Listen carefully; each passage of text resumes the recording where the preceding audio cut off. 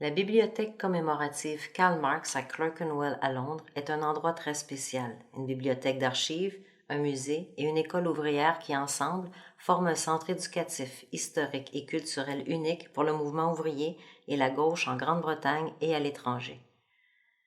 Nos archives et nos objets précieux couvrent l'histoire du marxisme dans les mouvements de la classe ouvrière remontant à plusieurs siècles et donnent un portrait fascinant de l'histoire. La bibliothèque a été créée en 1933 en réponse à la montée du fascisme en Europe. Notre place dans l'histoire du socialisme nous ramène encore plus loin, à l'époque où le bâtiment était un atelier d'impression radicale où Lénine a travaillé pendant son exil à Londres. Parmi les visiteurs célèbres, on compte William Morris, Paul Robeson et Eleanor Marx.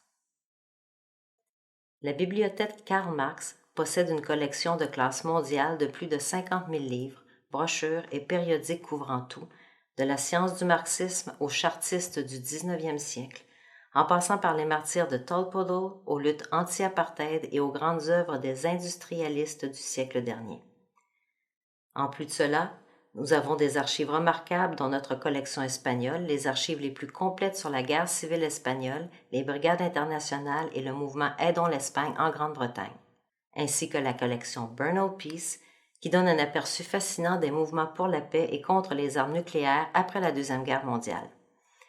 Notre collection d'affiches compte plus de 1600 documents de la Révolution russe de 1917 à nos jours.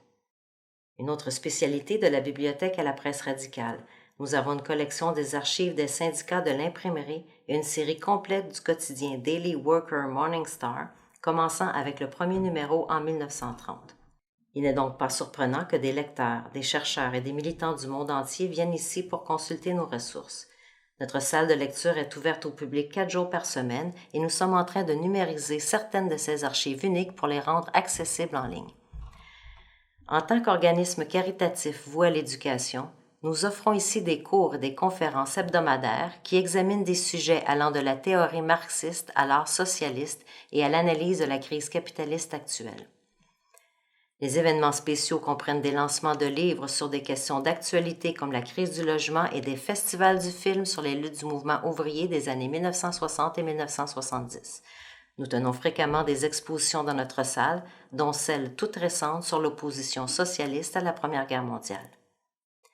Nous avons aussi récemment commencé notre programme d'éducation dans des formes nouvelles et proposons désormais des modules d'éducation en ligne conçus pour l'apprentissage à distance, en plus des ateliers pour groupes scolaires, ainsi que des cours adaptés pour les militants syndicaux. Tout cela se passe ici, à Clerkenwell Green, à quelques minutes à pied de la station de métro Farringdon, dans ce bâtiment classé comme édifice important à préserver. Le bâtiment lui-même a été construit en 1738 en tant qu'école de bienfaisance galloise et a ensuite été divisé en plusieurs ateliers, y compris un café où se réunissait l'Association internationale des travailleurs. Il est raisonnable de supposer que Karl Marx lui-même a pris la parole sur ce site quand il vivait à Londres. À la fin du 19e siècle, la London Patriotic Society discutait des questions du jour, telles que le vote des femmes et la question irlandaise. Clerkenwell Green et tout le quartier environnant s'est gagné une réputation de centre de la pensée radicale à Londres. 20th Century Press, la première imprimerie socialiste de Clerkenwell, y a été fondée et est demeurée ici jusqu'en 1922, continuant la tradition radicale de l'édifice. Le poète et activiste William Morris a été un des premiers bienfaiteurs de cette pièce qui a produit plusieurs des premières éditions anglaises des œuvres de Marx et Engels. Lénine a travaillé à la bibliothèque pendant un certain temps durant son exil à Londres, éditant et imprimant le journal Iskra, l'Étincelle, à partir de cette adresse entre 1902 et 1903.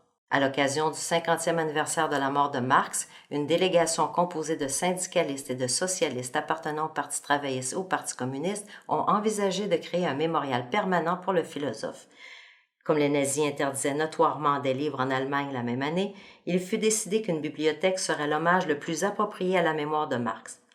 C'est ainsi que la bibliothèque commémorative et école ouvrière Karl Marx a été créée en 1933. Notre objectif aujourd'hui demeure l'avancement de l'éducation, de la connaissance et de la compréhension de tous les aspects du marxisme et de l'histoire du socialisme. Des informations sur nos événements et activités, ainsi que des catalogues en ligne de nos collections sont disponibles sur notre site Web. En tant qu'organisme caritatif voué à l'éducation, ne recevant pas de fonds publics, nous comptons sur des personnes comme vous, nos membres et sympathisants, pour poursuivre ce travail et pour développer davantage nos activités et élargir leur portée. Il y a plusieurs façons de nous aider. Vous pouvez devenir membre pour seulement 20 livres par an, bénéficier d'invitations à des événements spéciaux en devenant un ami pour aussi peu que 5 livres par mois ou joindre notre équipe de bénévoles ici à la Bibliothèque commémorative Karl Marx.